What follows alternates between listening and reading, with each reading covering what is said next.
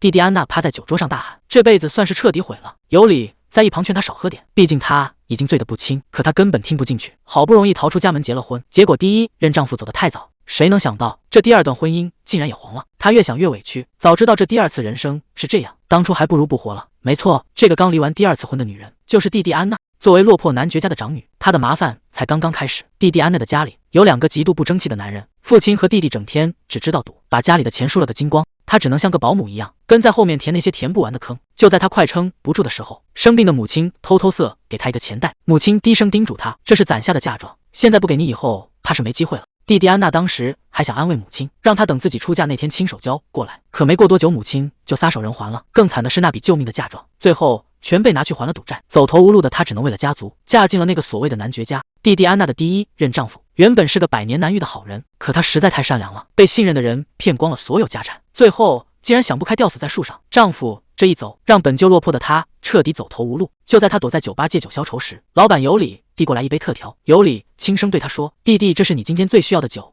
谁能想到这一杯酒下肚，蒂蒂安娜竟然直接睡了过去。等她再次睁开眼，发现自己居然躺在出嫁前的床上，她竟然重生了，回到了所有悲剧发生之前。蒂蒂安娜在心里发誓，既然老天给了重头再来的机会，这辈子绝对不能再这么活了。本以为众生能改变命运，可蒂蒂安娜发现家里那2个男人根本就不回来。为了躲开这对吸血鬼父子，她简直是慌不择路，转头就嫁给了萨丁尼亚侯爵。本以为这下总算解脱了，结果就在几个小时前，她刚领完第2份离婚协议。蒂蒂安娜气得拍桌子大喊：“尤里，你给我喝的到底是什么？要不是那杯酒，我至于把这地狱生活再过一遍吗？”她甚至怀疑尤里是不是什么会变戏法的巫师。尤里却一脸淡定地问她：“既然大家都觉得你们是模范夫妻，那你为什么要离婚呢？”一提到那个男人，蒂蒂安娜的反应说明了一切，事情显然没那么简单。提起那个前夫，蒂蒂安娜简直气不打一处来。那男人就是个彻头彻尾的妈宝男，连离婚申请书都不会写，还得他亲自跑腿去办手续。更离谱的是，他辛辛苦苦伺候这个家，结果那男人转头就出轨了。尤里听完都愣住了，问他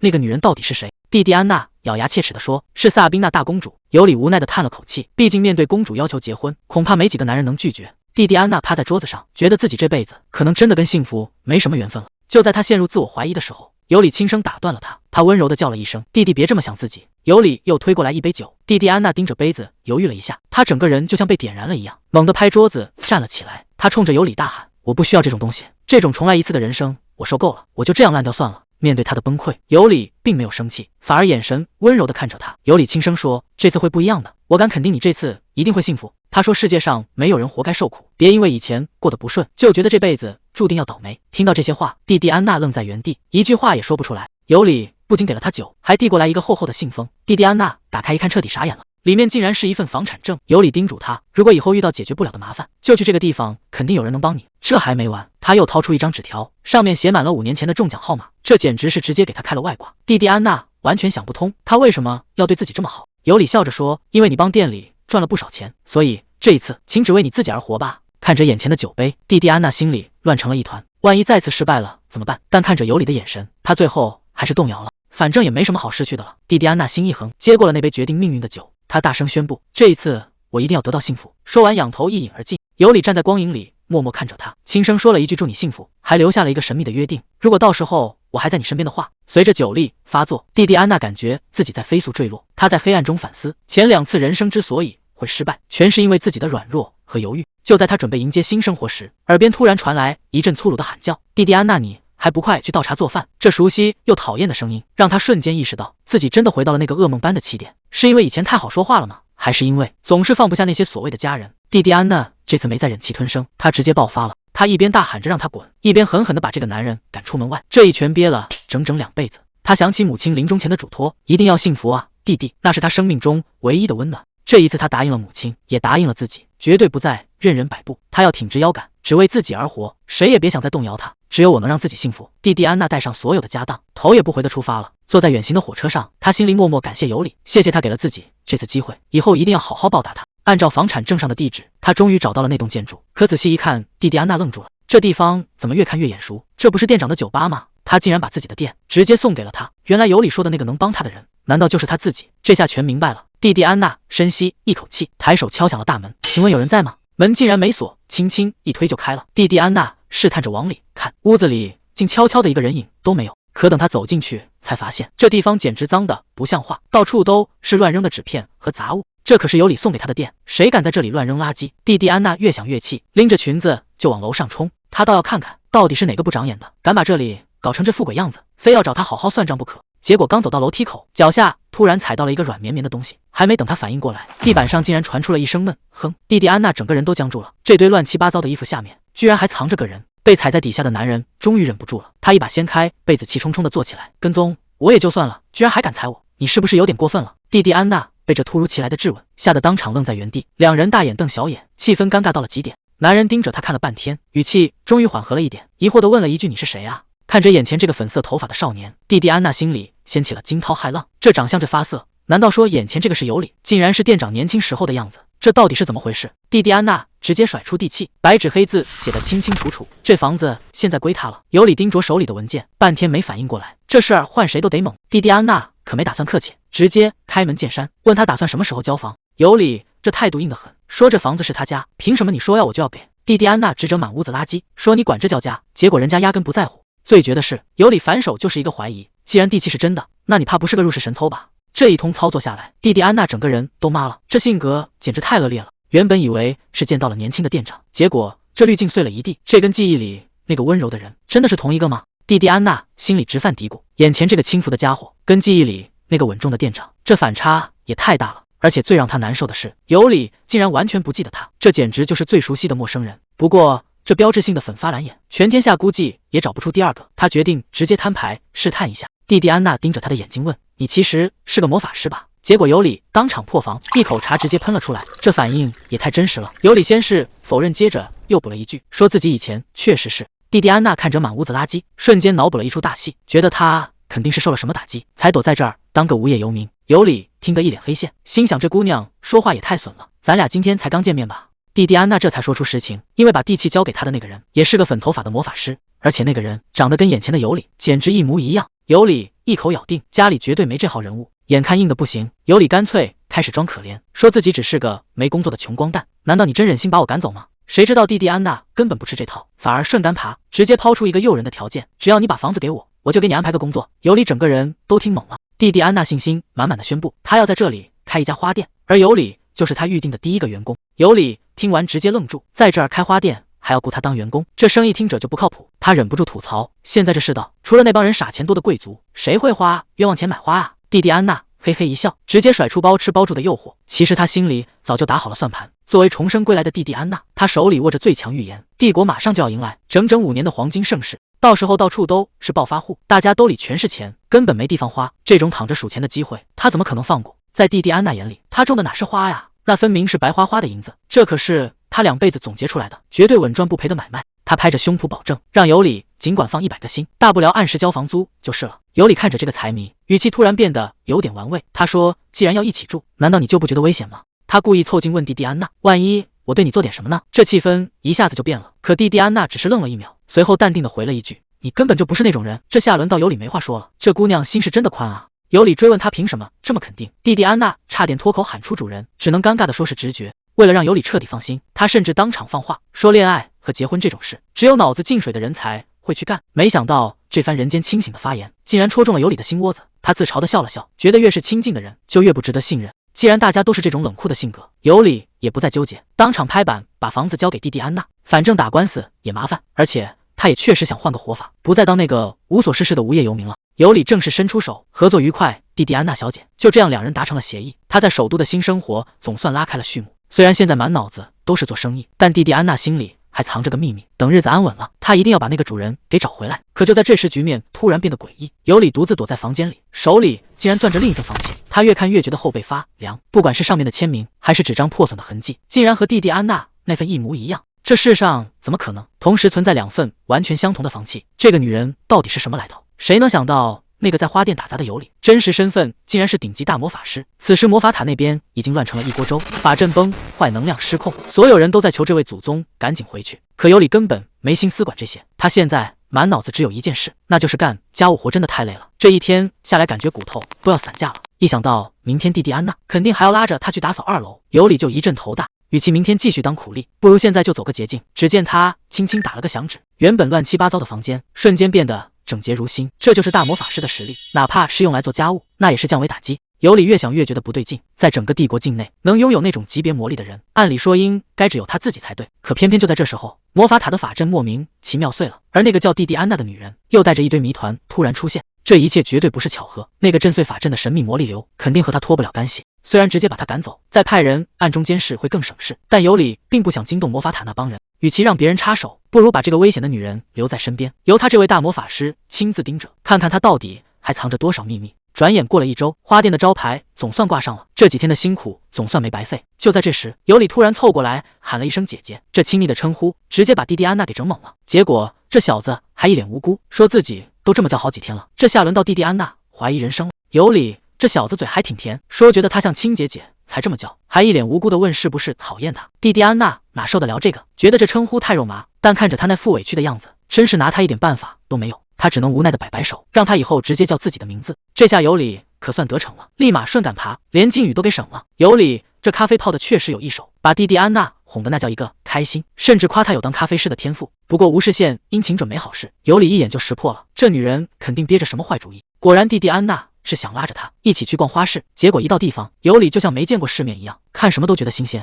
蒂蒂安娜已经在计划以后自己种花了，可尤里心里却在犯愁，要把那乱糟糟的屋顶清理出来，简直就是一场噩梦。尤里看他装修这么大手大脚，担心他连买花的钱都没了。结果蒂蒂安娜直接甩出一大袋金币，这下轮到尤里看傻眼了。谁能想到这笔横财竟然是5年前就定下的，靠着主人给的神秘号码，他今天直接实现了财富自由。尤里这直觉也是准得吓人，随口一猜就问是不是中了彩票，吓得蒂蒂安娜赶紧打马虎眼，说这是个秘密。虽然嘴上没承认，但尤里心里已经开始起疑心了，这事儿根本解释不通。尤里本以为他只是想买点玫瑰，结果蒂蒂安娜大手一挥，直接把全场的白玫瑰都包圆了。尤里还在旁边犯嘀咕，说这白玫瑰一般是葬礼用的，现在买回去真的合适吗？可蒂蒂安娜却神秘一笑，说这些花纸是她的原材料，让她别想歪了。就在尤里还没反应过来的时候，眼前的景象彻底让他看呆了。原本普通的白玫瑰竟然全都变成了梦幻的蓝色，这种罕见的蓝玫瑰一旦面世，恐怕整个花市都要炸锅了。看着眼前这朵梦幻的蓝玫瑰，尤里眼睛都直了，想跟蒂蒂安娜讨一朵回去装饰房间，结果被他一口回绝，这些可都是要拿去卖的稀罕货，一朵都不能少。尤里虽然没能白嫖成功，但心里对他是佩服的五体投地。其实原理说穿了简单的要命，就是把白玫瑰剪开，让它吸收特制的蓝色染料，但这染料贵得离谱，一般人根本玩不起。谁能想到这种在自然界根本不存在的颜色，很快就会风靡整个社交圈，让所有贵族名媛都为之疯狂。到时候第一批卖这种花的人绝对会赚得盆满钵满，这简直就是一桩稳赚不赔的暴利生意。虽然蓝玫瑰的点子大获成功，但蒂蒂安娜心里清楚，这主意其实是她从别人那偷来的。这辈子虽然她是第一个做的，但良心还是难免有点刺痛。不过现在可没时间感慨了，因为第二个大麻烦紧接着就来了。尤里看着满屋子堆成山的白玫瑰，问了一个最关键的问题：这些花难道全都要手工染色吗？看着这望不到头的花海，蒂蒂安娜也意识到这工作量有多恐怖，她赶紧给尤里加油打气，让他一定要挺住。结果这大饼还没画完呢，尤里看着这堆积如山的苦力活，整个人已经快要当场晕过去了。为了这批蓝玫瑰，蒂蒂安娜简直成了拼命三娘，连轴转了好几天，才终于能停下来喘口气。尤里实在看不下去了，赶紧递上一杯热咖啡劝他休息，生怕他还没赚到钱，身体就先累垮了。可蒂蒂安娜却表现得很坚决，既然决定要开这家店，这点苦他早就做好了觉悟，根本没打算退缩。尤里看着桌上那些染坏的残次品，心里五味杂陈，这种枯燥又繁琐的活儿，要是换成他，恐怕早就坚持不下去了。他突然低声说了句对不起，这没头没脑的一句话，把正准备喝咖啡的蒂蒂安娜彻底给整不会了。尤里在那感叹，说自己要是会魔法就好了，这种体力活分分钟就能搞定。结果蒂蒂安娜一句话就把他拉回现实，请魔法师太烧钱了，咱们现在得省着点花。尤里听了想多帮他分担点杂活，可蒂蒂安娜这人特别拎得清，他直言尤里是店员又不是仆人，他最讨厌那种把别人的善意当成理所当然的人。这番话让尤里听得一愣一愣的，他看着眼前这个认真的女孩，心里竟然生出了一丝羡慕，羡慕她能有这样一份可以全身心投入进去的热爱。就在气氛变得有点感性时，蒂蒂安娜突然话锋一转，笑着夸尤里每天煮的咖啡也很棒，这种平凡生活里的小成就同样值得被好好珍惜。尤里沉默了半天，突然伸手要过那些白玫瑰，打算帮蒂蒂安娜一起干活。他嘴上说着是因为他不睡，自己才不得不留下来搭把手，可聊着聊着，尤里竟然顺口改了称呼，直接喊他弟弟。这突如其来的亲密让蒂蒂安娜一下子没反应过来，虽然他表面上装作不在意，随口说了句你想怎么叫都行，但心里却泛起了一阵涟漪。毕竟这个专属昵称以前只有他最亲近的人才会叫。看着尤里认真的侧脸，这一刻两人的关系似乎悄悄变了质。几天后的清晨，真正的重头戏终于来了。这一天，蓝玫瑰将正式向全世界揭开面纱。蒂蒂安娜守在店里，心里别提多紧张了。这可是她赌上第3次人生才换来的翻身机会。就在这时，门外传来了询问声，她兴奋的差点跳起来。开门红，这不就来了吗？她抱着精心准备的蓝玫瑰，拿出了最热情的职业微笑，大声欢迎第一位客人的光临。可当她看清对方的长相时，笑容瞬间僵在了脸上。这种强烈的既视感让她甚至怀疑自己是不是在做梦。可还没等她开口，对方却先皱起了眉头，语气冷冰冰地问她到底是谁。蒂蒂安娜盯着这张熟悉的脸庞，心里那个名字差点脱口而出。尤里，这到底是怎么回事？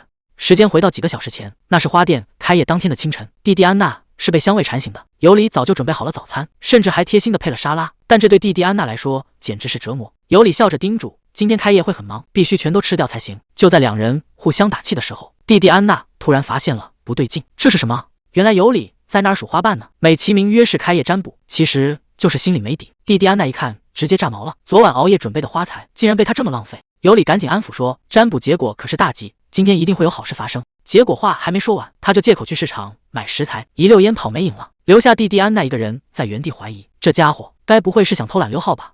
蒂蒂安娜还在琢磨尤里说的好事到底是什么，难道真会有贵客上门？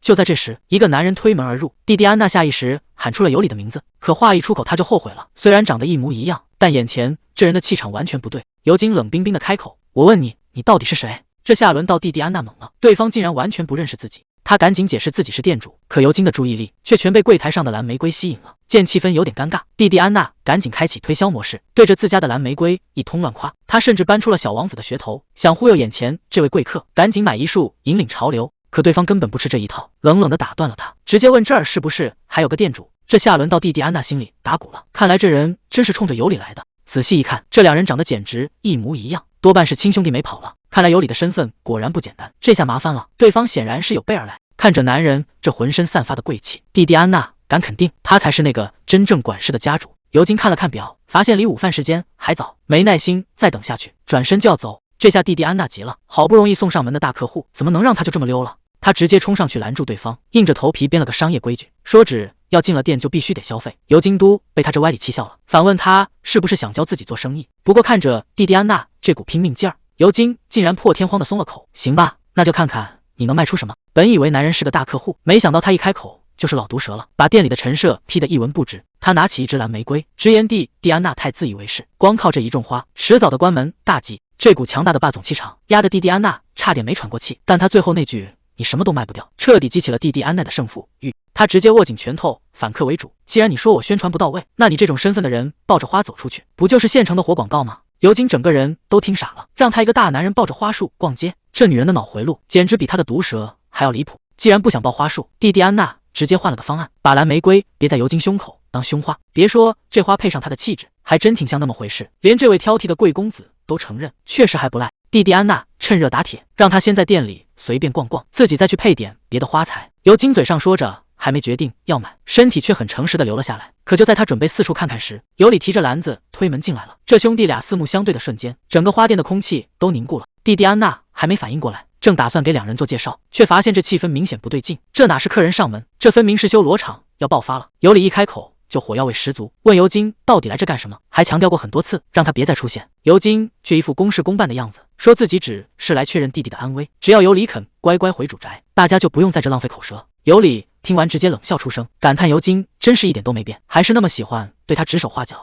不过尤金竟然会出现在这种小店，简直不像他平时的作风。眼看话不投机，尤里直接下了逐客令，甚至当着尤金的面一把搂住了旁边的蒂安娜。这突如其来的亲密动作把在场的人都给整懵了。尤里分明是在当面宣誓主权。尤金临走前留下一句：“我会再回来的。”这话听着可不像是在打招呼。等他一走，蒂安娜赶紧打听他的身份，可尤里却把门一关，只问他刚才有没有被为难。尤里笑着说：“那是个不需要在意的人。”可蒂安娜心里很清楚，尤里不仅是不让他担心，更是不想让他继续往下问。另一边马车已经发动，尤金坐在车里，语气变得异常冷峻。他说：“尤里看起来很健康，但还是完全没有要回家的意思。”随从恭敬地称呼他为埃斯伦切伯爵。看来这兄弟俩的身份比蒂安娜想象的还要惊人。可这位威严的伯爵大人坐上马车后才突然反应过来，刚才光顾着跟弟吵架，这朵蓝玫瑰还别在胸口呢，自己竟然忘了付钱就直接带走了。堂堂伯爵竟然在花店吃霸王餐，这要是传出去还得了。不过转念一想，这倒是个不错的借口，看来用不了多久他就要再去那家花店走一趟了。忙活了一整天，花店总算要打烊了。尤里安慰蒂蒂安娜说，开张第一天这成绩已经不错了。可蒂蒂安娜心里还是没底，总觉得这生意没预想中那么火。难道真像那个男人说的，现在的经营方式根本行不通？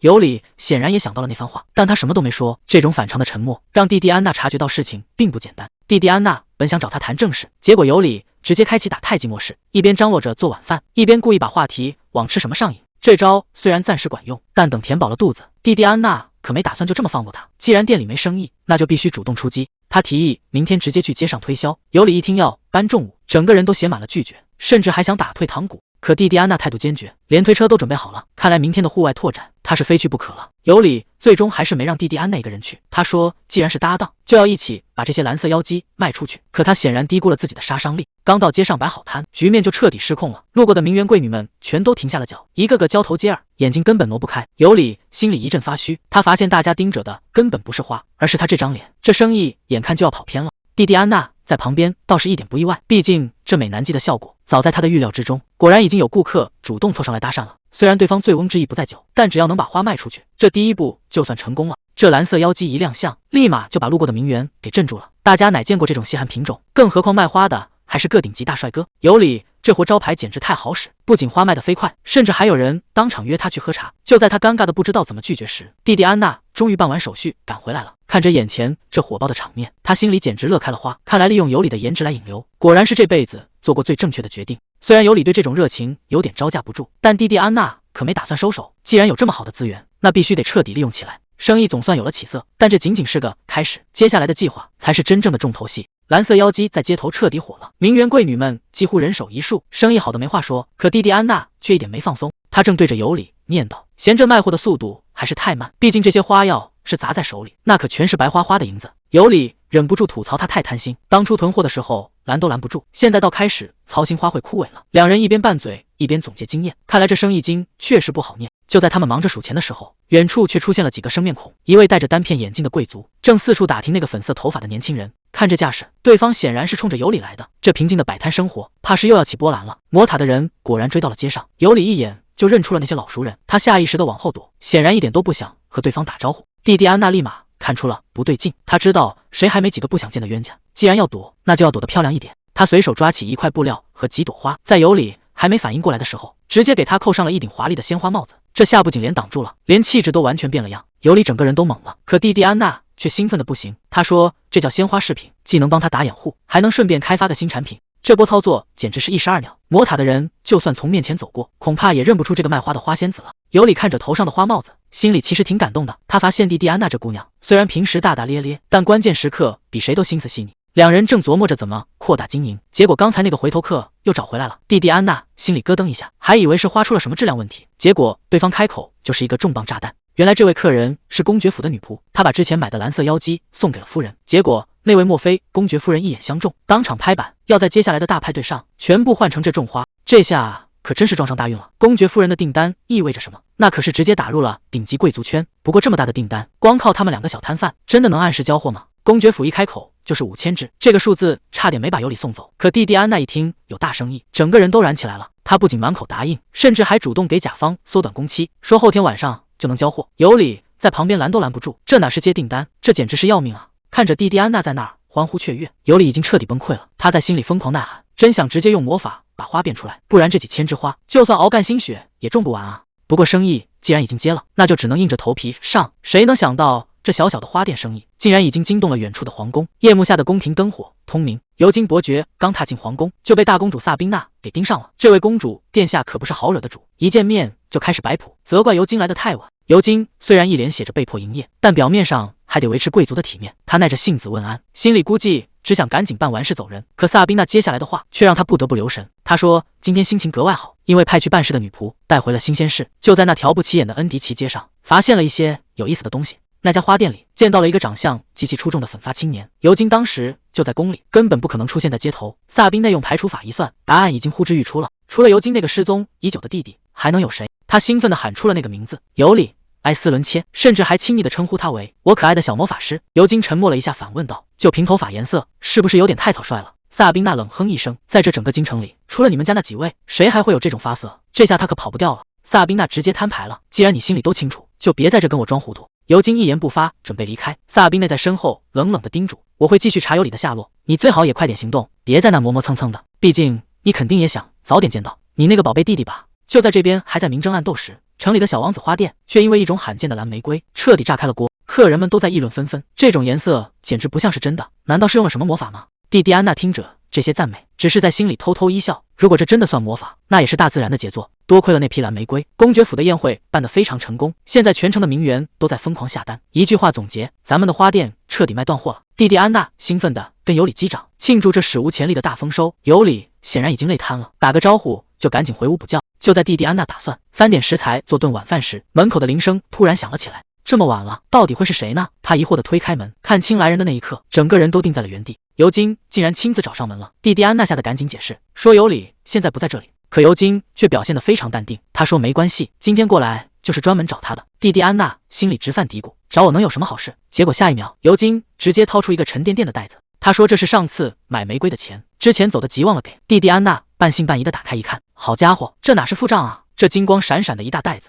买下整个花店都够了吧？面对这一大笔钱，蒂蒂安娜直呼无功不受禄，可尤金却说这叫投资，毕竟蓝玫瑰现在可是全城的焦点。紧接着他又掏出一盒巧克力，说是为了感谢他答应自己的请求。这下把蒂蒂安娜彻底整懵了，自己什么时候答应过他要求了？看着尤金这一套连招，他心里直犯嘀咕，这家伙到底在打什么算盘？尤金终于不再绕圈子，他说这个请求其实很简单，就是希望蒂蒂安娜能帮他时刻盯着尤里的动向。好家伙，闹了半天又是送钱又是送礼，原来是想找个商业间谍啊！尤金的要求听着很奇怪，他希望蒂蒂安娜能盯着尤里，别让他表现得太扎眼。蒂蒂安娜一听这话，态度立马就变了，他以为尤金是来找茬的，觉得他们路边卖花丢了家族脸面，他直接把那袋金币推了回去，语气非常强硬，说怎么卖花是他们的自由，就算尤金给再多钱，他也不会去限制同伴的行动，除非尤金能给出一个真正有说服力的理由。看着尤金沉默不语，蒂蒂安娜敏锐地察觉到事情绝对没那么简单，这两个人之间肯定出过什么大事。尤金终于说出了真相，在他眼里，弟弟尤里从小就是个天才，能轻而易举做到别人做不到的事，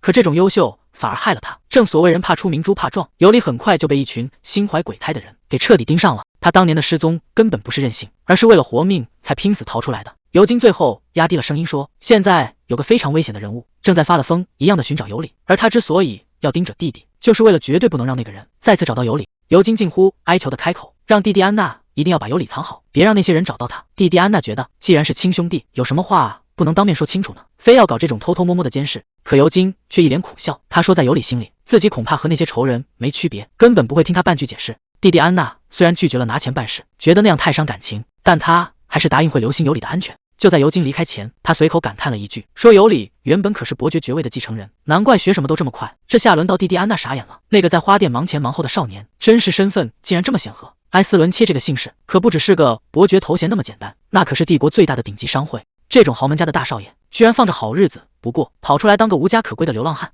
当年的变故到底有多可怕？但紧接着一个更糟糕的念头冒了出来，蒂蒂安娜突然想起，眼前的尤金会在几年后因为重病倒下，然后彻底从社交界消失。如果尤金真的没命了，那尤里该怎么办？最要命的是，他当时根本没有继承人，整个家族都要跟着玩完。在前两世的记忆里，埃斯伦切伯爵这个名字只出现在报纸的八卦板块，跟蒂蒂安娜完全没交集。谁能想到这一世，两人竟然能面对面说话？他看着眼前这个男人，怎么看都不像个病人。尤金礼貌的告别，准备先行离开。蒂蒂安娜赶紧点头答应，目送这位大人物走远。虽然心里还在犯嘀咕，觉得他几年后会病重消失，但现在想这些也没用，毕竟未来的事谁也说不准。就在尤金要走的时候，蒂蒂安娜还是没忍住，突然冒出一句，请您一定要保重身体。这话听得对方一头雾水，好端端的怎么突然煽情？他赶紧找补说，活得久才有好事发生，而且你和尤里总会和好的。尤金听完直接笑了，他觉得尤里身边能有这么个有趣的朋友，真是一件幸事。他答应以后会常来，临走前还特意强调自己一定会再回来的。看着他离去的背影，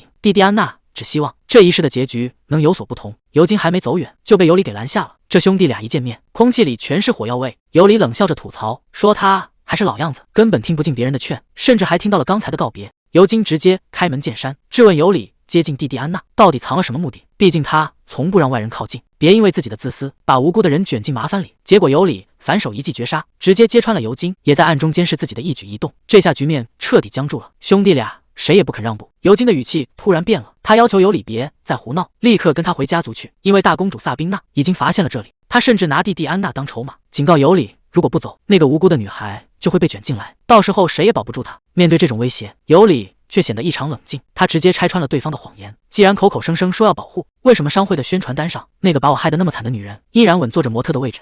你一边说着要为我遮风挡雨，一边却因为权势和背景舍不得放开那个恶魔的手，这种虚伪的保护简直让人觉得恶心。尤里这次态度非常强硬，他直接回绝了尤金的要求，甚至放下一句狠话：离蒂蒂安娜远一点。他警告对方，如果你不想让她有一天也变得跟我一样惨，就最好别去打扰她的生活。等尤金走后，尤里独自站在月光下，终于说出了那个藏在心里的秘密。他之所以一直留在他身边，根本不是为了什么私心，而是为了解开刻在他身上的魔法阵。那个神秘的阵法到底是什么，又会带来什么样的后果？现在的尤里也完全看不透。尤里在研究中发现了一个让他自己都觉得后怕的细节：蒂蒂安娜身上那个复杂的魔法阵画法竟然和他的一模一样。这种独特的逻辑和笔触，全世界恐怕只有他一个人会用。难道说这个神秘的咒语竟然是他亲手下给他的？可奇怪的是，尤里的脑子里完全没有这段记忆，这中间到底出了什么差错？既然现在还理不出头绪，他决定不再纠结，反正只要守在他的身边，真相早晚会浮出水面。就在这时，正在花店忙碌的蒂蒂安娜抬头撞见了回来的尤里。尤里刚处理完外面的麻烦，本想悄悄溜回房间，结果一进门就被蒂蒂安娜抓了个正着。面对大半夜去哪了的质问，他只能尴尬的编瞎话，说自己是出去活动筋骨了，结果反被拉去当苦力，准备玫瑰。看着蒂蒂安娜笨手笨脚的样子，尤里忍不住笑出声来。蒂蒂安娜想擦掉鼻尖上的颜料，结果反而抹得满脸都是。这一刻，刚才那些沉重的秘密和威胁好像全都消失不见了。花店里只剩下两人的打闹声。尤里心里很清楚，这种平静的日子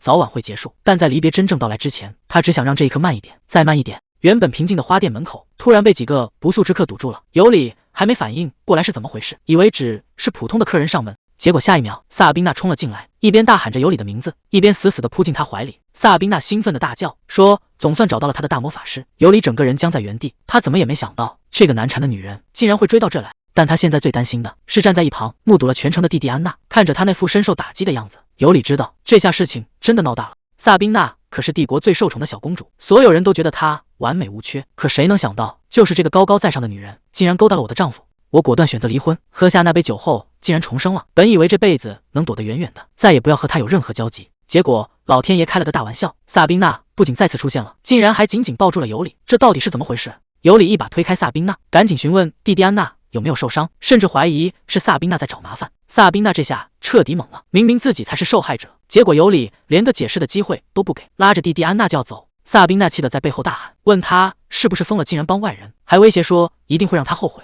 结果尤里冷冷的回了一句再见，接着一个响指，直接把这位不可一世的公主送走了。尤里温柔地告诉蒂蒂安娜，别怕，以后那女人要是再敢露面，一定要第一时间告诉她。可话还没说完，尤里整个人都愣住了，他发现蒂蒂安娜竟然在流泪，赶紧慌神地问她怎么了。蒂蒂安娜像是刚回过神来，她摸了摸脸，甚至不知道自己为什么会哭。这种下意识的反应让尤里心里更不是滋味了。尤里还在担心刚才的事，追问那女人到底说了什么，蒂蒂安娜却表现得很淡定，直说自己只是遇到了个极品顾客。时间回到1个小时前，萨宾娜趾高气扬地闯进花店，开口就要买断店里所有的花，甚至还要他以后专门为皇宫供货。旁边的随从更是狗仗人势，叫嚣着让蒂蒂安娜赶紧跪下谢恩，毕竟能攀上皇室可是天大的好事，换做别人早就乐疯了。蒂蒂安娜看着这副嘴脸，心里只觉得这女人实在太霸道。虽然皇宫的订单确实很诱人，但她绝不会为了这点利益，就像抢走自己丈夫的仇人摇尾乞怜，这辈子她绝不低头。蒂蒂安娜本想找个借口推掉，毕竟她一点都不想跟皇室扯上关系，可萨宾娜接下来的话却越来越离谱。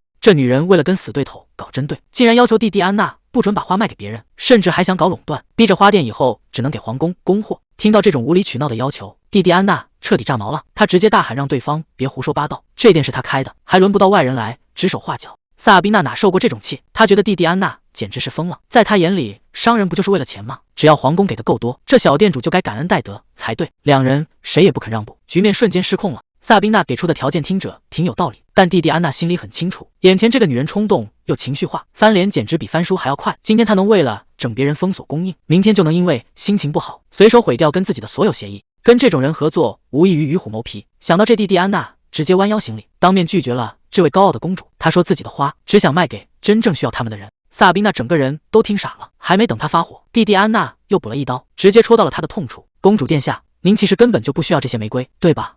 萨宾娜这下是彻底破防了，她指着蒂蒂安内的鼻子放下狠话，说明天就要让这家店彻底消失，甚至要让她今晚就流落街头。蒂蒂安娜总算把刚才的闹剧讲完了，尤里听得一愣一愣的，心想这姑娘胆子也太大了，竟然敢跟当朝公主正面硬刚。蒂蒂安娜却一脸无所谓，反而把矛头指向了尤里。他说：“刚才公主见到你的时候，那副热情的劲头可不一般。”他盯着尤里的眼睛，问出了那个最致命的问题：“你们两个该不会是在偷偷交往吧？”尤里吓得差点跳起来，连连摆手说：“绝对不是那样。”看他这副急着撇清关系的样，这背后的故事恐怕没那么简单。尤里的反应比想象中还要大，他觉得这种玩笑一点都不好笑，甚至还有点生气。比起那些流言蜚语，他现在更担心蒂安娜的状态。刚才面对公主的威胁，他明明表现得那么强硬，可尤里还是发现了一个细节，那是无论如何也解释不通的，那就是蒂安娜刚才掉下的眼泪。被戳中心似的蒂安娜还在嘴硬，说自己也不知道为什么会哭。可面对尤里步步紧逼的追问，他彻底坐不住了。他直接反客为主，大声质问，说尤里自己也瞒着一堆秘密，凭什么非要盯着他不放？这下轮到尤里没话说了，两人之间的气氛变得越来越微妙。刚才还吵得不可开交的两个人，突然陷入了死一般的沉默，谁也不肯先开口。最后还是蒂安娜先退了一步，她让尤里别再深挖别人的隐私，那样只会让大家都下不来台。尤里也想通了，既然只是生意伙伴，那就各退一步，守好各自心里的秘密吧。蒂安娜本以为这场尴尬的重逢会以这种平淡的方式收场，可心里总有一种预感，今天发生的这一切仅仅只是个开始。果然还没等他喘口气，尤里就带着账本急匆匆赶来。他说出大问题了，短短1周时间，店里的销售额竟然直接腰斩。看来萨宾娜之前的威胁并不是在开玩笑。尤里拿着报表说：“蒂安娜，咱们现在的处境非常危险。萨宾娜为了报复，竟然把蓝玫瑰的秘密全说出去了。现在满大街的店都在模仿，这种独家生意恐怕是做不下去了。”蒂安娜冷笑一声，既然对方想玩阴的，那就看谁能笑到最后。这招简直太狠了，对方不仅在卖蓝玫瑰，连黑的、绿的、紫的，甚至连红玫瑰都给整出来了。尤里一脸严肃地说：“咱们不能坐以待毙，必须揭发公主在背后的手段，把那些跟风的店全处理掉。”蒂安娜看着这些话，心里反而踏实了不少。她笑着对尤里说：“没想到你这么卖力，居然还偷偷跑去做了市场调查。其实这种染色技术本来就不是什么绝密，被人琢磨出来也是迟早的事。既然公主只有这点本事，那咱们也没必要太担心，接下来的反击才是真正的重头戏。既然你都这么说了，那我也没意见。”尤里无奈地问：“那你到底打算怎么反击？”蒂安娜自信地笑了：“谁规定一朵花只能染一种颜色？既然他们喜欢跟风，那咱们就玩个更绝的。我们要做出彩虹玫瑰，让每一片花瓣都拥有不一样的色彩。”当这种前所未有的花出现在尤里面前时，他彻底被这种创意折服了，直呼蒂安娜简直是个天才。就在单色染色花的风潮快要过去的时候，这种彩虹玫瑰横空出世，直接让整个帝国的花商都傻眼了。真正的降维打击现在才刚刚开始。彩虹玫瑰一出，整个帝国的审美都被带跑偏了，染色花瞬间成了圈子里的顶流。贵族们为了定制家族代表色，差点在街上打起来，染料商更是数钱数到手软。蒂安娜看着满地的金币，笑得那叫一个嚣张。她觉得财富和地位已经近在咫尺，这一世她要亲手开启属于自己的时代。旁边的尤里都看傻了，心想这姑娘哪还有半点名媛样，简直是掉进钱眼里了。他忍不住凑过去问：“弟，你真的不在意那些抄袭的人吗？我记得你以前还因为这事偷偷哭过呢。”这话一出，蒂安娜的笑声戛然而止。她沉默了一会儿，咬着牙说：“我当然还是很生气。看来尤里真是哪壶不开提哪壶，委屈可没那么容易翻篇。”提起那位公主，蒂安娜心里全是火，对方明摆着是要砸她的饭碗，这种态度换谁都受不了。但她心里也清楚，胳膊终究拧不过大腿。既然对方是皇室，如果能就此平息怒火，她宁愿这事儿到此为止。尤里在一旁听得直摇头，明明刚才反击的那么漂亮，现在居然想当缩头乌龟。他一针见血地指出：“你心情不好，不只是因为公主吧？是不是觉得自己辛辛苦苦培育的蓝玫瑰就这么被人给偷走了？”蒂安娜沉默了一下，终于说出了心里话。她不仅讨厌公主，更看不起那些没底线的商人。这世上总得讲点商业道德吧。就在这时，马车缓缓停了下来，目的地到了。不管心里有多少不甘，接下来的路都得继续走下去。蒂安娜突然凑了过来，把正在发呆的尤里吓了一跳。她笑着问：“你是不是觉得那些商人会因为我抢了风头，就合伙排挤我这个新人？”尤里尴尬地挠了挠头，他确实没想那么多，只是单纯担心这姑娘太出众，会招来不必要的麻烦。但蒂安娜接下来的话直接让尤里听傻了。他说：“如果只想一个人成功，那这生意肯定长久不了。因为蓝玫瑰的爆火，那些以前从不买花的人也开始走进花店，这不仅带火了他的生意，也让整个市场的摊主都赚到了钱。只有大家都过得好，他的花才能一直卖下去。这种把蛋糕做大的格局，乃像是一个普通小姑娘能有的。”尤里看着她在人群中自信的样子，心里五味杂陈。他终于意识到，眼前的蒂安娜早就不是那个需要人保护的弱女子了。蒂安娜可不是那种会坐以待毙的人，既然有人想动她的生意，那她绝对会正面硬刚。不过眼下有个大问题，她一直发愁屋顶的空间太小，根本没法大规模种花。尤里听完随口提了一句：“既然地方不够，那就自己盖个温室呗。”他指了指商店后面那块空地，轻描淡写地说：“那里也是我的，你想怎么用都行。”这下轮到蒂安娜懵了，她怎么也没想到尤里居然这么财大气粗。看着那片空地，她的脑洞瞬间就关不住了。盖温室虽然稳妥，但总觉得少了点新意。她甚至想过干脆开家餐厅，把那些花花草草全换成牛排。但转念一想，尤里肯定不会喜欢那种油烟味。纠结了半天，他终于拍板决定要开一家带简餐的咖啡馆，这样既能发挥特长，又能让尤里做他喜欢的事。尤里看着他兴致勃勃的样子，眼神里全是宠溺。他笑着说：“要是你想要的，那就尽管放手去做吧。”看来这间小小的花店马上就要迎来一次翻天覆地的彻底升级了。尤里看着蒂蒂安娜，语气坚定地给出了承诺。他说自己会一直留下来，无论发生什么都会帮他到底。就在这一瞬间，蒂蒂安娜彻底愣住了，因为眼前的这个男人和记忆里的那个人简直一模一样，不仅是这张脸，甚至连说话的语气和动作都完美的重叠在了一起。曾经那个人也对他说过，过去的不幸并不代表未来，因为人生还有无数种选择。这些话就像刻在骨子里一样，让蒂蒂安娜一阵恍惚。她看着眼前的尤里，在心里一遍遍地问：眼前的这个人真的是主人吗？尤里察觉到他的目光，笑着问：是不是自己脸上有什么？蒂蒂安娜赶紧摇头掩饰，但心里那个疑问却越来越大。她忍不住直球发问：你一开始明明想赶我走，怎么现在突然转性了？到底是什么让你改变了主意？尤里沉默了片刻，轻声说：因为我身边从来没有出现过像你这样的人。还没等气氛升温，外面突然传来了守卫的声音，他们正在搜寻尤里大人的踪迹，这地方马上就要暴露了。就在这千钧一发之际，尤里一把拉住蒂蒂安娜，拽着她闪身躲进阴影里，绝对不能被那些人发现。躲开那些搜寻的人后，尤里这才意识到自己还紧紧搂着蒂蒂安娜，两人都有些尴尬地撒开了手。蒂蒂安娜好奇地问：那些到底是什么人？尤里沉默了一下回答：他们都来自魔法塔。蒂蒂安娜愣住：可你不是说自己已经没法用魔法了吗？为什么他们还要紧追不舍？尤里在心里苦笑：那是因为我只对你撒了谎。蒂蒂安娜并不知道真相，还在认真地帮他出主意。既然他们这么看重你，回去当个名誉教授不是挺好吗？尤里听得一脸无奈，但蒂蒂安娜接下来的话却让他愣住了。他说：能被别人需要是一件好事，这说明你的能力得到了认可。认可这两个字让尤里的心情变得复杂起来，这个谎言到底还能瞒多久？尤里突然冷下脸说：他根本不在乎别人的认可，所以才让蒂蒂安娜去做想做的事。这莫名其妙的火气让蒂蒂安娜彻底懵了，看着他不知所措的样子，尤里又放软了语气。他说是因为身边从来没有过像他这样的人，才会如此在意他的想法。蒂蒂安娜心里咯噔一下，她想起尤金的话，尤里曾经为了躲避伤害，不得不隐姓埋名四处逃亡，觉得自己刚才那番话实在是太轻率了。看着尤里闹别扭走开的背影，他赶紧追了上去，试探着叫了他的名字，结果换来一个傲娇的冷哼。就在气氛僵持不下的时候，蒂蒂安娜回想起以前的日子，那时候她活得像个透明人，没有一件事能自己做主，那种毫无价值的感觉让她窒息。所以来到首都的那天，她就在心里暗暗发誓，这辈子再也不要被任何人左右，她要只为自己而活。他看着尤里轻声说：从来没想过这世界上竟然真的会有人支持他的决定，这种被理解的感觉真的很陌生。既然你这么信任我，那以后不管你做什么，我也都会坚定的站在你这边。尤里沉默了一会儿才坦白，其实他并不是恨魔法塔的那些人，只是回去就会让他想起自己曾经只是个顺手的工具，那种被当成物件使用的日子，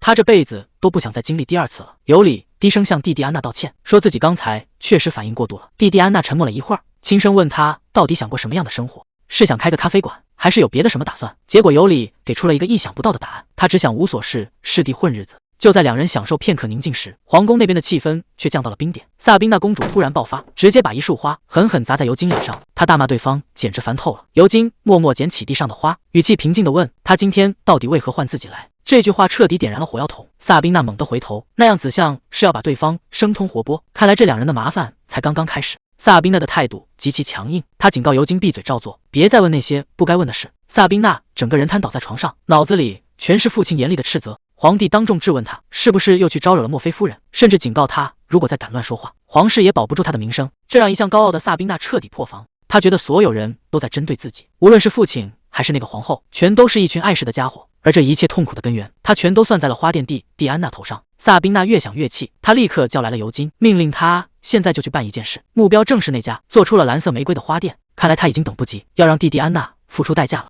萨宾娜已经彻底失去了理智，她指着远处疯狂咆哮，让手下立刻把那碍眼的东西弄走。她一秒钟都不想再看到，她的目标非常明确，就是要彻底毁掉那家花店，更要让蒂安娜彻底翻不了身。谁能想到这几个人的恩怨竟然要追溯到小时候，那时候的尤金和尤里第一次见到的就是这位高高在上的大公主。尤金终于忍不住向父亲抱怨，这位大公主的要求越来越离谱，甚至想让尤里去替她除掉眼中钉。可埃斯伦切伯爵却很清醒，他提醒儿子，这位公主虽然身份尴尬，却是皇帝最宠爱的人。说白了，现在的埃斯伦切家族惹不起他。为了保全家族，尤金只能选择低头，哪怕心里再怎么不情愿，面对父亲的施压，他也只能乖乖听命。这种身不由己的滋味，恐怕只有他自己最清楚。深夜的书房里，尤金还在处理那些没完没了的公务，连管家都看不下去了，觉得大公主这次确实做得太过分。这种越界的脏活累活，尤金早就已经习惯了。他现在最关心的是那个花店老板的真实身份。调查结果终于摆在了桌上，可上面的内容却让局面变得更加复杂。原来那个叫蒂蒂安娜的女孩根本不是什么普通平民，而是来自边境男爵家族的千金，一个贵族小姐。为什么要隐姓埋名来首都卖花？她背后到底藏着什么秘密？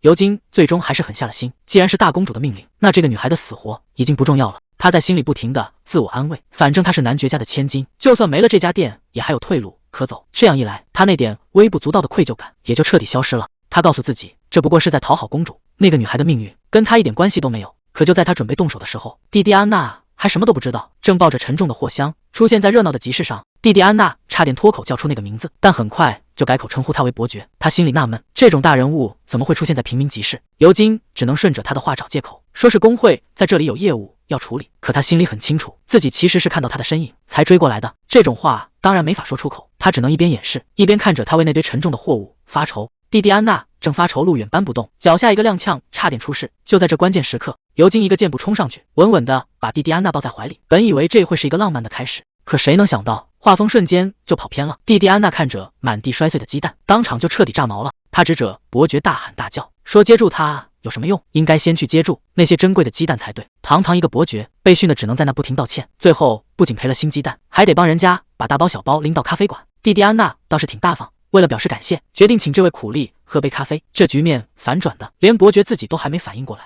尤金坐在咖啡馆里，心里一直在打退堂鼓。他觉得不能再跟这个女孩走近了，打算喝完这杯就赶紧离开。可蒂蒂安娜完全没察觉到他的冷淡，反而兴冲冲地掏出一朵七彩玫瑰，一脸得意地向他显摆，说这是店里还没上市的秘密武器。他还神神秘秘地强调，这花的制作方法绝对是商业机密，谁也不可能轻易看穿。结果尤金只是扫了一眼，就随口说出了染色的原理。这下轮到蒂蒂安娜彻底傻眼了，原本的自信瞬间碎了一地。他开始担心别人也会一眼看穿，那他为了应对竞争对手做的准备，可就全都白费了。看着愁眉苦脸的蒂蒂安娜，尤金突然提议，要不要通过他的工会来销售，这样就能直接搞定版权保护。只要工会出面，其他花店想模仿就要经过许可，而且他还会额外给出一笔补偿，这简直是天上掉馅饼的好事。可蒂蒂安娜却显得非常心虚，她支支吾吾的坦白，其实这个创意也是他借来的，总觉得没必要搞得这么正式。他甚至还天真的以为生意场上的商人们应该都不是坏人，结果这话刚说完，就被尤金直接泼了一盆冷水。他一脸严肃地提醒蒂蒂安娜，这个世界上的坏人多的是，那些怀揣恶意、剽窃创意的人根本不在乎什么身份地位。蒂蒂安娜被说得哑口无言，虽然知道对方是为了自己好，但加入工会这件事对他来说还是太沉重了。本以为是双赢的合作，没想到蒂蒂安娜却直接拒绝了。他甚至搬出了尤里当挡箭牌，说怕并入工会后尤里会不舒服。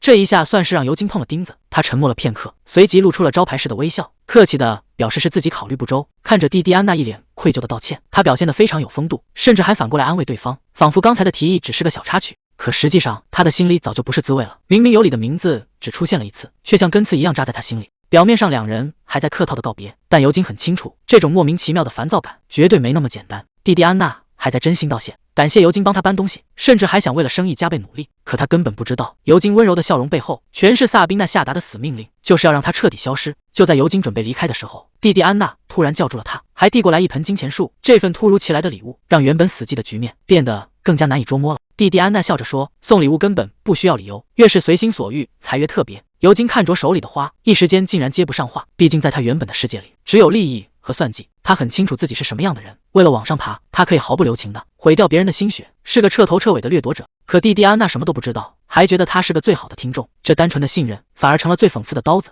萨宾娜总是说尤金比尤里要好用得多，那些他讨厌的人和事全都理所当然的丢给尤金去处理。可尤金心里很清楚，这些见不得光的脏活绝对不能让尤里知道，他只能一个人躲在房间里纠结。花店里的蒂蒂安娜正抱着一篮玫瑰，美得连他自己都舍不得卖了。尤里赶紧在一旁泼冷水，提醒他这可是店里的主打新品，要是不卖，光是这昂贵的材料费就能让他们赔死。刚才那种沉重的使命感瞬间变成了为了生计发愁的日常，这种平静真的能一直维持下去吗？蒂蒂安娜正发愁呢，这么漂亮的彩虹玫瑰要是直接摆在货架上卖，很快就会像之前的蓝玫瑰一样，让大家失去新鲜感。尤里听完直接出了个主意，既然东西够好，那就干脆走高端路线，搞一个所谓的限量款。他觉得光涨价还不够，得晚点心理战，先搞个针对高级会员的预售，让这花变成有钱也买不到的稀罕货。不得不说，在做生意这方面，尤里确实是个深藏不露的高手。只要这名声一传出去，大家的好奇心就会被彻底勾起来，到时候整个小镇的人都会为了这朵花发疯。尤里的商业大戏正式开演，他打算先搞个华丽的噱头，把这朵彩虹玫瑰变成全城名媛都想要的宝贝。为了打响第一炮，他把目标锁定在了墨菲小姐身上，打算先送一篮花过去，只要能勾起这位贵女的好奇心，花店就能彻底站稳脚跟。蒂蒂安娜听得心花怒放，觉得这生意简直顺风顺水，照这个势头法斩下去，以后肯定没什么好担心的了。可谁能想到，就在她开怀大笑的时候，整个人却突然失去了意识，直挺挺的倒了下去。这下麻烦大了，原本大好的局面瞬间被这场突如其来的意外打乱了。尤里吓得赶紧把他扶住，一摸额头，发现他身上烫得吓人，看来这段时间真是把他累坏了。虽然蒂蒂安娜还想硬撑，但尤里这次态度非常强硬，直接把他送回房间休息，剩下的活儿他打算一个人全包了。安顿好蒂蒂安娜后，尤里连夜写好了给公爵府的信，看着手里的信封，他一时间有些犹豫，到底要不要直接用魔法送过去。如果动用魔法确实省事，但很有可能会引起别人的怀疑，甚至会暴露他一直隐藏的身份。尤里看着空荡荡的房间，心里开始犯嘀咕，事到如今，他还有必要对蒂蒂安娜隐瞒自己是个大魔法师的真相吗？尤里想起了两人刚见面的时候，蒂蒂安娜曾好奇地问他是不是传说中的魔法师，当时为了省掉不必要的麻烦，他随口撒了个谎。可相处久了，尤里才发现这个女孩真的很特别。他曾亲口说过，就算她真的会魔法，他也绝不会白占她的便宜。在别人眼里，魔法师要么是好用的工具，要么就是不正常的怪物，但蒂蒂安娜绝对不会这么想，更不会用那种异样的眼光看他。想到这儿，尤里心里最后那点顾虑也消失了。既然对方这么真诚，自己也没必要再继续演戏。其实尤里当初决定留下蒂蒂安娜，完全是因为那个神秘的魔法阵。虽然那上面的笔记确实属于他，但以他现在的水平，根本不可能画出这么完美的阵法。这让他产生了一个大胆的猜测：难道这是未来的自己专门给现在的他留下的线索？可看着昏睡中的蒂蒂安娜，尤里心里却破天荒地开始打鼓。如果让他知道自己一直在偷偷研究他身上的魔法，他会不会觉得自己被利用了？以前的尤里从来不在乎任何人的感受，可不知道从什么时候开始，他竟然变得这么畏首畏尾。就在他胡思乱想的时候，床上的蒂蒂安娜发出了微弱的呻吟，迷迷糊糊地喊了一声主人。这一声直接把尤里给喊愣了。这个所谓的主人到底指的是谁？萨宾娜还在不依不饶，非要尤里给他个笑脸。结果尤里一开口，场面直接冷到了冰点。他根本不想在这待着。就在萨宾娜准备说正事时，尤里竟然直接消失了，只剩他一个人在原地抓狂。谁能想到，躲开喧嚣的尤里竟然独自来到了阳台，似乎在等什么人。就在这时，身后传来一个熟悉的声音，尤金出现了。尤金追到阳台，催着尤里赶紧回宴会厅，毕竟萨宾娜公主还在到处找人，这麻烦金可不好对付。尤里显然已经忍到了极限，甚至想跟公主彻底断绝往来，但尤金却表现得异常冷静，因为他心里有个更大的计划，只要等到成年礼那天，他们就能正式继承家主之位，到时候埃斯伦切家族就再也不用看任何人的脸色。尤金低声劝道，现在所有的忍耐都是暂时的，等拿到了实权，萨宾娜就再也没有利用价值了。这兄弟俩看来已经准备好要变天了。既然双胞胎哥哥都开口了，尤里答应先离开。尤里猛地从床上坐起来，脑子还有点转不过弯，还没等他缓过神来，周围的环境让他彻底傻眼。这根本不是他的房间，而是蒂蒂安娜的床。这下尴尬了，难道昨晚自己直接在这睡熟了，还是蒂蒂安娜把他搬过来的？一想到自己可能在人家身边，就这么毫无防备的睡了一整晚，尤里彻底慌了。这要是被误会了，可就真的解释不清楚了。尤里硬着头皮下楼，本以为昨晚的事会很尴尬，结果蒂蒂安娜像没事人一样，已经在忙着打理花草了。看他这副淡定的样子，尤里心里反而更没底了。难道昨晚真的什么都没发生？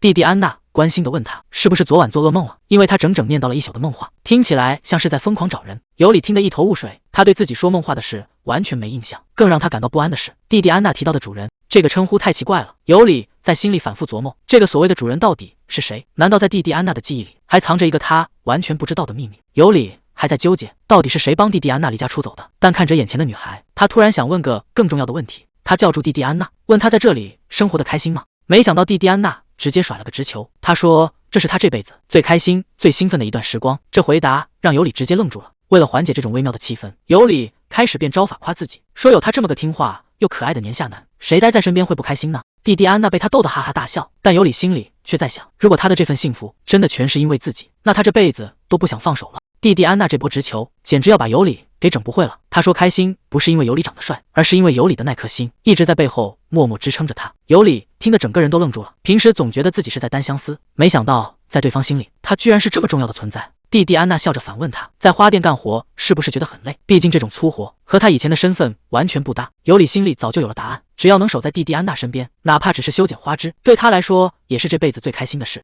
这哪里是在开花店，这分明是在撒狗粮。两人的关系这下算是彻底藏不住了。自从那篮彩虹玫瑰送进了墨菲公爵家，整个京城彻底炸开了锅，所有人都在传神鲜花朵。这种前所未见的颜色，让花店还没开张，咨询的客人就快把门槛踩烂了。蒂蒂安娜等的就是这一刻，她现在满脑子都是数钱数到手软的画面，甚至已经开始幻想以后只为了兴趣而工作，过上躺平数金币的富婆生活。就在他笑得合不拢嘴时，门外突然传来了敲门声。明明今天是休息日，谁会这时候跑来扫兴？蒂蒂安娜本想直接拒绝，可当她推开门的那一刻，眼前的这位神秘访客让她瞬间把话咽了回去。门外的女人一开口就直接指名道姓，说蒂蒂安娜就是那位跟在小王子身边的年轻工匠，这语气显然是早就盯上他了。蒂蒂安娜愣在原地，完全想不起在哪见过这位一身华丽打扮的贵族小姐，只能试探着问对方到底是谁。对方优雅地扶了扶帽檐，笑着说这确实是两人的第一次见面。但接下来的自我介绍让屋里的空气都凝固了。他说自己来自墨菲公爵家，名字叫罗斯玛丽，就是那位传闻中的皇太子妃。这种级别的大人物竟然亲自找上门来，蒂蒂安娜整个人都愣住了。这张脸明明很陌生，为什么感觉这么熟悉？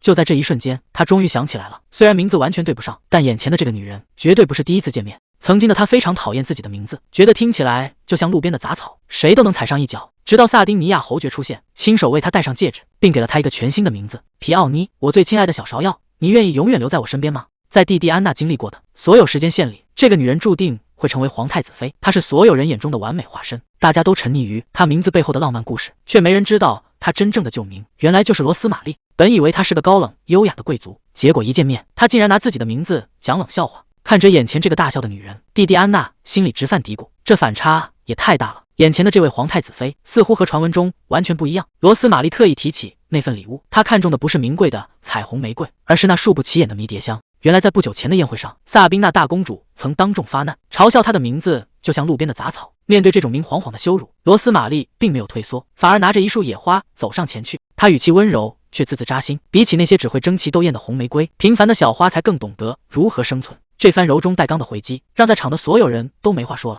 看到萨宾娜大公主吃瘪的样子，罗斯玛丽别提有多解气了。她拉着蒂蒂安娜的手谢个不停，多亏了那束关键的迷迭香，才让她在宴会上彻底翻了盘，甚至还拿到了新品的优先权。面对这位未来的皇太子妃，蒂蒂安娜表面上客客气气，心里其实一直在发虚。毕竟那些爆火的玫瑰创意根本就不是她自己想出来的，她只是运气好捡了个便宜。这种靠运气维持的局面，到底还能撑多久呢？罗斯玛丽一开口，就让蒂蒂安娜彻底愣住了。她竟然直接叫出了那个隐藏的名字，这种仿佛能看穿人心的压迫感，让蒂蒂安娜还没来得及反应，一个更糟糕的消息就接踵而至。罗斯玛丽语气严肃地发出警告：萨宾娜大公主已经彻底盯上你了，而且这份恨意正变得越来越疯狂。因为没能得到那朵彩虹玫瑰，那位高傲的大公主已经把账全部算在了蒂蒂安娜头上。不过罗斯玛丽最后留下了一句话：如果真出了事，尽管报上墨菲家族的名号。这种天上掉馅饼的好事，反而让蒂蒂安娜心里直打鼓。她不明白对方为什么要帮自己。罗斯玛丽笑着比出了2个手指，理由很简单，因为她想和蒂蒂安娜交个朋友。还没等蒂蒂安娜反应过来，这位行动派的大小姐就要拉着她去精品店疯狂购物。面对这突如其来的热情，蒂蒂安娜只能把尤里当成救命稻草，场面瞬间变得鸡飞狗跳。可刚睡醒的尤里却盯着对方，心里已经有了答案。这个女人绝对来自墨菲家族。萨宾娜为什么死盯着蒂蒂安娜不放？罗斯玛丽这下终于想通了，原来所有的积怨都来自几年前，在那场华丽的宴会上，萨宾娜竟然当众玩了一出强行碰瓷，单方面宣布了她的未婚夫人雪。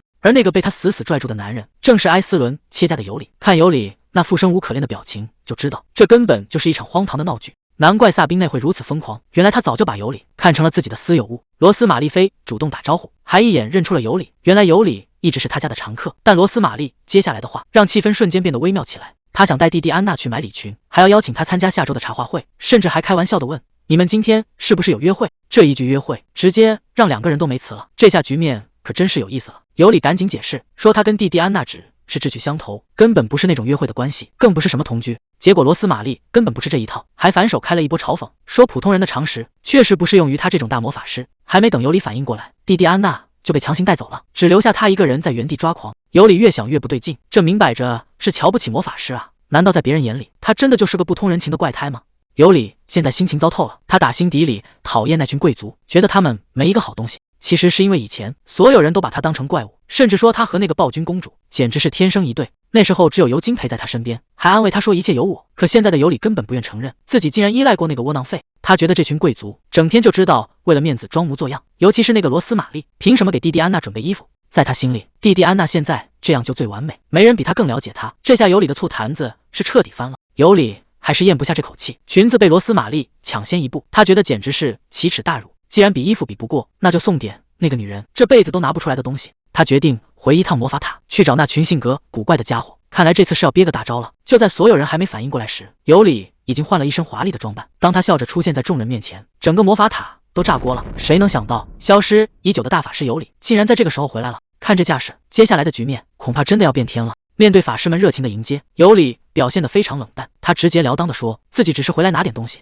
他口中的东西，就是那些能让普通人也瞬间拥有魔力的魔法道具。说起来也挺讽刺，魔法塔平时的开销大得惊人，光靠皇室那点补贴根本不够，所以这群法师只能私下里把道具卖给那些有钱的贵族。虽然贵族们嘴上嫌弃法师，但为了生活方便，还是会大把地掏银子，魔法塔这才勉强维持到现在。不过尤里显然是个挑剔的主，当下属把压箱底的宝贝都拿出来时，他却一脸嫌弃，觉得这些东西简直笨重的要命。看来想找一份完美的礼物，并没有他预想的那么简单。尤里看着桌上这些丑东西，简直气不打一处来。他指着这堆破烂质问下属：“哪个贵族小姐会买这种玩意？”法师们还觉得挺委屈，说这可是塔里性能最强的。可尤里直接一针见血，说这群人根本不懂审美，在他看来，想要抓住客人的心，颜值才是第一位的。不用的时候得像个艺术品，用的时候得像件珠宝才行。这番话听得法师们一脸崇拜，还以为大法师终于要搞事业了。结果尤里还没帅过3秒，就被接下来的话吓出一身冷汗。有人提到最近在街上经常看到一个粉头发的男人，问尤里知不知道是怎么回事。这下尤里彻底心虚了，他赶紧叮嘱这帮人闭嘴，千万别把这事告诉塔主。要是让家里知道他在外面竟然隐姓埋名在花店打工，那他的马甲可就彻底穿帮了。尤里直言不讳地表示，自己早就受够了当魔法师，他只想找个安静的地方，过点自己喜欢的清静日子。可嘴上说着要退休，他挑礼物的眼光却毒辣得很。在一堆破烂里，他一眼就相中了那个蓝宝石项链，这可是魔法塔里的金字招牌。法师们战战兢兢地提醒，这东西是塔主亲手做的，想拿走必须得经过本人同意。尤里可管不了那么多，他感叹老头子还没老糊涂，随后直接把项链揣进兜里，转身就跑。法师们在后面根本拦不住，只能眼睁睁看着他开溜。可谁也没注意到，在书架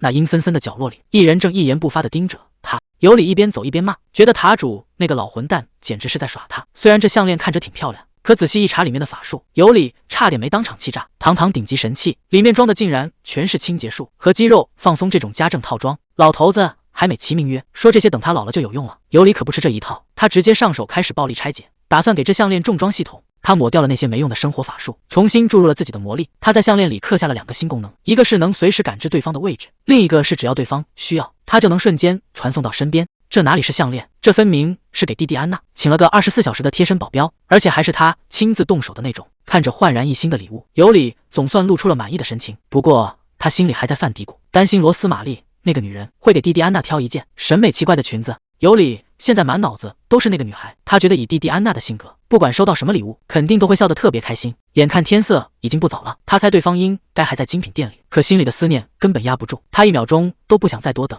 既然想见他，那就直接去他身边。尤里打了个响指，整个人瞬间从高空降落，他手里紧紧攥着那条项链，满心期待着能立刻看到弟弟安娜的笑脸。就在弟弟安娜和罗斯玛丽还在街上闲逛的时候，一个熟悉的声音突然从半空中传了过来：“弟弟！”所有人都没反应过来，尤里就这样带着他的礼物从天而降了。弟弟安娜猛地回头，尤里快步走上前，轻声说了一句：“找到你了。”谁能想到，换上一身华丽礼服，弟弟安娜简直像变了个人。她现在的新身份是墨菲家族的罗斯玛丽，这出戏演的还挺像模像样。尤里嘴上说着别扭，心里却不得不承认，这身打扮确实惊艳。不过茶会还没开始，麻烦就先找上门了。对方竟然在打听尤里的下落，看来这场名媛聚会可不只是喝茶那么简单，真正的较量才刚刚开始。一听说弟弟安娜有了新朋友，尤里这下彻底急了，连声追问那自己算什么。直到弟弟安娜笑着点点头，承认他也是最重要的朋友，尤里这才愣在原地，半天没缓过劲。既然名分定下了，那份藏了很久的礼物终于能名正言顺地送出手。虽然嘴上担心送礼物太奇怪，但看到弟弟安娜这么喜欢，尤里总算松了一口气。这枚精心挑选的吊坠，配上这身蓝色礼裙，简直就是神来之笔。临走前，尤里还不忘叮嘱，只要遇到危险就握紧吊坠，他保证一定会随叫随到。虽然弟弟安娜觉得有点夸张，但这份沉甸甸的心意还是让他心里暖暖的。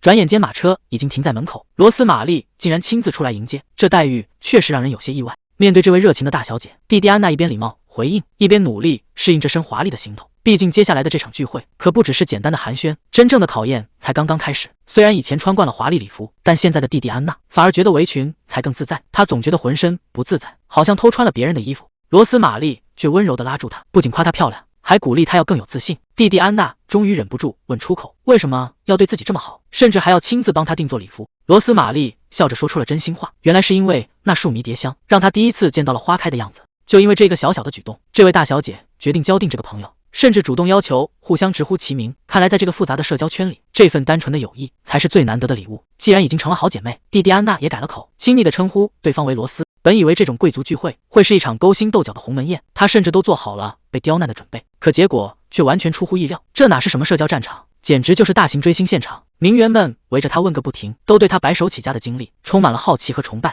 就在气氛最热烈的时候，玛丽安神秘地拿出一罐果酱，非要让她这个专家给点评点评。这一口果酱配上司康饼，那滋味简直绝了。看来这场聚会的惊喜才刚刚开始。谁能想到这美味的果酱竟然是玛丽安亲手做的，背后还藏着一个心酸的故事。原本领地里的水果大丰收，却因为一场暴雨全掉在了地上，眼看农民们就要血本无归。玛丽安想把这些果子变废为宝，可父亲却觉得这只是小孩子过家家，根本不把他的想法当回事。就在他快要放弃的时候，蒂蒂安娜创业成功的消息给了他重新站起来的勇气。原来自己随手种下的一颗种子，已经在别人心里开出了花。这种被当成榜样的感觉，让蒂蒂安娜心里五味杂陈。看来这不仅仅是一罐果酱，更是两个女孩梦想的开始。可她从来没想过，自己竟然也能成为别人的希望，甚至能改变另一个女孩的命运。最开始创业的时候，蒂蒂安娜只想一心向前看，觉得只要有了钱，就没人能欺负她。直到这一刻，她才真正明白，尤里当初说的那些话，原来人生真的有无数种选择。现在的她不再是那个只能随波逐流的小透明，而是可以去尝试任何可能。这一切都要感谢尤里在背后撑腰，还有这群真心支持她的朋友，让她有勇气走出一条不一样的路。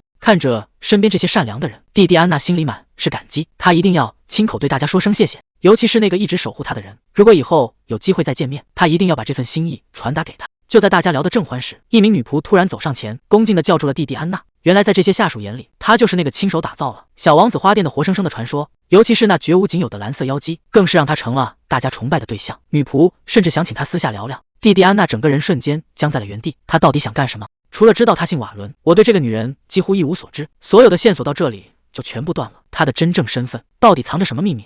蒂蒂安娜越看越觉得不对劲，这个叫夏洛特的女仆简直跟画像里的人一模一样。她顾不上礼仪，开口请求罗斯玛丽能不能把这个女仆借她一点时间。这件事她必须现在就弄清楚。谁能想到，这个看起来普普通通的女仆，竟然是公爵家的私生女，也就是罗斯玛丽同父异母的妹妹。虽然公爵以前一直给他们生活费，但等夏洛特一成年，所有的资助就彻底断了，她只能进府当个卑微的女仆。罗斯玛丽一直想照顾这个妹妹，可夏洛特却总是躲着她，根本不给说话的机会。这下麻烦了，罗斯玛丽只能把最后的希望全部寄托在蒂蒂安娜身上。她想让蒂蒂安娜出面，帮她解开这对姐妹之间的心结。蒂蒂安娜早就猜到了，夏洛特主动找她，肯定是为了那件事。果不其然，一提到七彩玫瑰，夏洛特的话匣子一打开就关不上了，甚至兴奋地分享起自己在染料厂发现的秘密。蒂蒂安娜这才意识到，夏洛特在公爵家过得并不容易，那些所谓的亲人对她来说其实和陌生人没区别。这些心里话，她也只能对自己这个外人说。既然大家志同道合，蒂蒂安娜决定不再绕圈子。她盯着夏洛特，突然抛出一个大胆的提议：既然你这么懂花，有没有兴趣跟我一起搞点事业？面对这么好的机会，夏洛特的第一反应竟然是拒绝。他低着头，小声说家里人肯定会反对。紧接着，他开始不停地贬低自己，说自己手笨，说自己干什么都会搞砸，根本没法跟蒂蒂安娜相比。蒂蒂安娜听着这些话，心里却觉得很不对劲。这种深入骨髓的自卑，到底是公爵家给她的压力，还是她那个母亲造成的？为了弄清真相，蒂蒂安娜顺着话头问了下去，这才发现夏洛特甚至连生父的姓氏都没用，他现在叫夏洛特。瓦伦用的是继父的姓氏，这个女孩背后的家庭关系远比想象中还要复杂。听到瓦伦这个姓氏，蒂蒂安娜彻底对上号了。原来在原著剧情里，夏洛特才是那个第一个种出蓝色玫瑰的天才。这下蒂蒂安娜心里更不是滋味了，她觉得自己抢走了本该属于夏洛特的荣誉和未来，强烈的愧疚感让她坐立难安。她不能眼睁睁看着这样一个天才被埋没在公爵府，她要告诉夏洛特，你其实比任何人都要优秀。想到这，蒂蒂安娜深吸一口气，直接抛出了橄榄枝。夏洛特，如果你愿意的话，要不要辞掉女仆，直接来我的店里上班？这突如其来的邀请让夏洛特整个人都愣住了。蒂蒂安娜赶紧找了个借口，说店里最近忙得不可开交，正缺一个懂花的人帮忙。其实蒂蒂安娜心里清楚，这不仅仅是招人，更是她想用自己的方式给这个被埋没的天才一点补偿。如果能把夏洛特变成自己的合伙人，那简直是再好不过了。夏洛特虽然还有些犹豫，但在蒂蒂安娜的软磨硬泡下，终于鼓起勇气，决定今天就去店里看看。蒂蒂安娜兴冲冲地带着他赶往自己的花店，本以为一切都会顺顺利利，谁知道刚到门口，就听见屋里传来一声怒吼，想都别想。还没等蒂蒂安娜开口介绍，尤里就先炸毛了。他双手抱胸，一副完全没得商量的样子。他大声嚷嚷着，除了弟弟，他绝对不想跟任何人一起工作。这下场面一度非常尴尬。蒂蒂安娜在旁边听得直叹气，本来是想带夏洛特来入职的，结果还没进门，自家店员先闹起了罢工。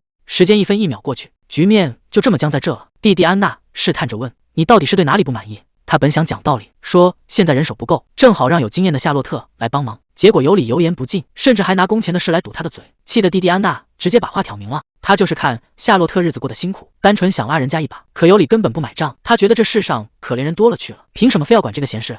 两人吵到最后，尤里终于说出了真心话，除了蒂蒂安娜，他谁都不想要。谁也没想到尤里竟然会发这么大的火，这下局面彻底谈崩了。他丢下一句狠话，说蒂蒂安娜从一开始就强人所难，然后直接甩手走人。蒂蒂安娜还没反应过来是怎么回事，尤里已经走远了，只留下他一个人在原地发懵，气氛尴尬到了极点。夏洛特眼看时间不早，也不好意思再待下去，赶紧找个借口先撤了。原本热热闹闹的招人计划，现在只剩下蒂蒂安娜对着空荡荡的街道发愁。送走了夏洛特，蒂蒂安娜独自站在夕阳下，心里还是乱成一团。她怎么也想不通尤里刚才为什么会发那么大的火，这事儿显然还没完。而另一边，尤里竟然偷偷摸摸找上门来了，看着眼前这栋破旧的小屋，他一脸嫌弃，觉得这地方实在太寒碜了。就在他打算进一步观察时，却发现夏洛特已经到家了，这下计划全被打乱了。尤里怎么也没想到蒂蒂安娜竟然这么快就放人回来。夏洛特刚回到家，就被一个男人堵在门口大声责骂，看来这姑娘家里的日子过得真够呛。躲在暗处观察的尤里把这一切都看在眼里，他显然没料到夏洛特的处境会这么糟糕。皇宫里的气氛更是降到了冰点，大公主萨宾娜正对着一群学者大发雷霆，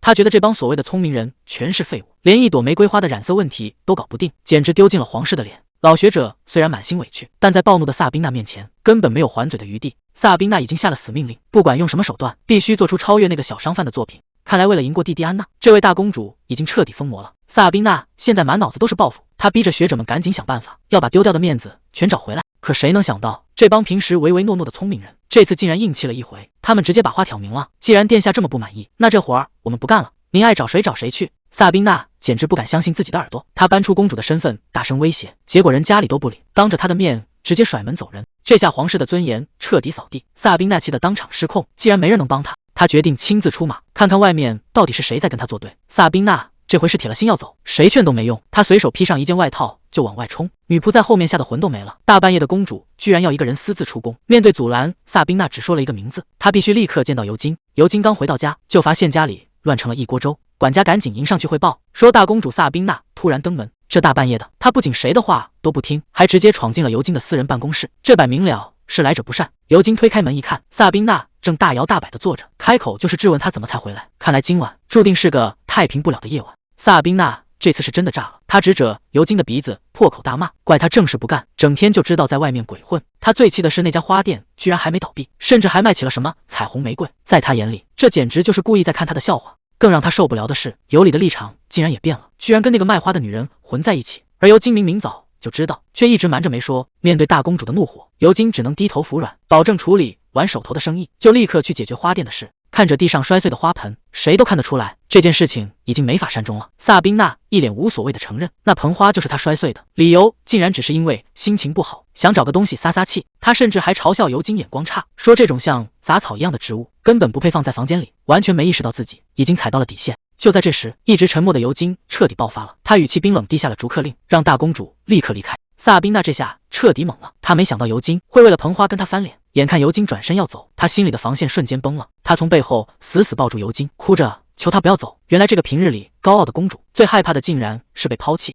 花店小王子最近招了新人，可这下麻烦大了，新来的夏洛特简直是个破坏王，捡个花枝都能弄得满地狼藉。看着被自己毁掉的花，夏洛特当场崩溃大哭，觉得自己简直没救了。弟弟安娜在一旁看得头都大了，结果呢，尤里不仅没生气，反而在一旁笑得合不拢嘴，甚至还有点幸灾乐祸。他觉得这下总算证明了弟弟安娜身边根本不需要别人，只要有他一个就够了，还嚷嚷着赶紧把人送走，气得弟弟安娜直翻白眼。这都什么时候了，这家伙竟然还在吃这种飞醋。看着夏洛特在店里没精打采的样子，弟弟安娜总觉得事情不对劲。明明之前聊起花的时候，这姑娘眼里还是有光的。虽然夏洛特干活笨手笨脚，但她脑子里总有些奇思妙想。弟弟安娜决定换个思路，让她专门负责新产品的策划。可就在这时，尤里突然把弟弟安娜叫到了门外，脸色非常严肃，因为他发现了一个惊人的秘密。原来夏洛特在家里一直遭受虐待，尤里亲眼看到他的哥哥竟然对他大打出手，那根本不是什么普通的争吵，这个看似普通的店员背后藏着一个支离破碎的家庭。听完尤里打听到的消息，弟弟安娜整个人都愣住了。原来夏洛特不仅要被家里人打，还得拼命打工养活那两个男人，这简直就是掉进了人渣窝。弟弟安娜越听越揪心，她当即拍板决定，绝对不能把夏洛特送回去。她甚至提出干脆让夏洛特直接住进家里。可没想到尤里竟然一口回绝了。这下两人彻底吵开了。蒂蒂安娜觉得尤里没心没肺，怎么能听完这些还无动于衷？但尤里却觉得蒂蒂安娜管得实在太宽了，为了一个外人根本不值得。可对他来说是外人的事，在蒂蒂安娜心里却完全不是这样。蒂蒂安娜实在坐不住了，她觉得夏洛特的处境太让人心疼。既然尤里不打算帮忙，那他就自己动手，先给夏洛特找个住处。可就在他准备冲出门的时候，尤里的一句话让他停住了。你真的问过夏洛特想要什么吗？蒂蒂安娜觉得这还用问吗？谁会想留在那种地狱一样的家里？可尤里却摇了摇头，指出了一个最残酷的现实。如果夏洛特真的想逃，他早就开口求助了。可他现在却每天两头跑，还把辛苦赚的钱全都乖乖交出来。这说明夏洛特已经怕到了骨子里，甚至连逃跑的念头都不敢有。这种深层的恐惧根本不是换个住处就能解决的。尤里的话虽然刺耳，但句句都戳中了要害。如果夏洛特自己想不通，别人给再多机会也没用，光是给他一份工作根本解决不了根本问题。尤里提醒蒂蒂安娜，既然要帮，就要帮到底。蒂蒂安娜沉默了片刻，她终于明白了尤里的意思，授人以鱼不如授人以渔。她暗暗下定决心，一定要想出一个万全之策。尤里虽然嘴上说着要冷静，但最后还是心软了。只是他接下来的话让气氛瞬间降到了冰点。他直接把话挑明了，问夏洛特为什么要回那个根本不把他当人看的家。这下谁都没想到，最扎心的真相就这么被当众揭开了。夏洛特最后还是走了。他说如果自己不回去，家里人连饭都吃不上。这种离谱的理由听得人心里真不是滋味。蒂蒂安娜后悔的不行，觉得自己刚才就该拦住他，哪怕只是送他回家也好。可现在说什么都晚了。尤里在一旁看出了端倪，他很不理解为什么蒂蒂安娜要为了一个外人做到这种地步。这下麻烦了，总不能说自己是穿越回来的吧？蒂蒂安娜必须赶紧编个理由，把这个话题给圆过去。她沉默了很久，最后还是决定说出真相，因为夏洛特现在的处境和曾经的他一模一样。蒂蒂安娜终于开口了，她决定把那些藏在心底关于那个糟糕家庭的往事全都告诉尤里。听完这些离谱的经历，尤里整个人彻底炸毛了。他怎么也没想到，那些所谓的家人竟然敢这样对待他。蒂蒂安娜倒是很冷静，她发现尤里现在的反应可比当初听到夏洛特的事要激烈得多。尤里想都没想就脱口而出，在他心里，夏洛特怎么能跟他比？原来这就是蒂蒂安娜非要帮夏洛特的原因，因为他们都一样，有个没用的爹和暴力的哥。尤里最后忍不住问他，到底是靠什么才下定决心和家里断绝关系的？蒂蒂安娜笑了笑，轻描淡写的说了2个字：经验而已。蒂蒂安娜这番话听起来简直老气横秋，尤里都忍不住吐槽，他明明才20岁，说话怎么像活了40年一样？其实是因为曾经有人在最黑暗的时候推了他一把，才让他有勇气彻底告别那个令人窒息的家。尤里温柔地看着他，轻声说了一句：蒂蒂安娜逃跑并不可耻，你完全有权利去追求自由。这句话彻底点醒了他，既然自己曾经被救赎过，那他现在也想用同样的方式去帮夏洛特。尤里在一旁听了半天，最后主动提出由他去暗中盯着夏洛特，万一出事也能有个照应。虽然蒂蒂安娜觉得他这副样子去盯梢怎么看都像个可疑分子，但眼下这确实是唯一的办法了。正聊着严肃话题呢，尤里的肚子却不争气的叫了，气氛瞬间变得有点尴尬。两人决定先填饱肚子再说。尤里借口说要去买食材，还不让蒂蒂安娜跟着，说是因为外面正下着大雨，而且他还要顺路去个地方。谁能想到他这一转身竟然回到了那座守卫森严冷冰冰的家族大宅。管家见到他魂都快吓飞了，这位消失已久的少爷竟然会在这种鬼天气突然出现在家门口。尤里可没心思叙旧，他这次回来只是为了处理一点私事，而且一开口就直奔主题。尤金人呢？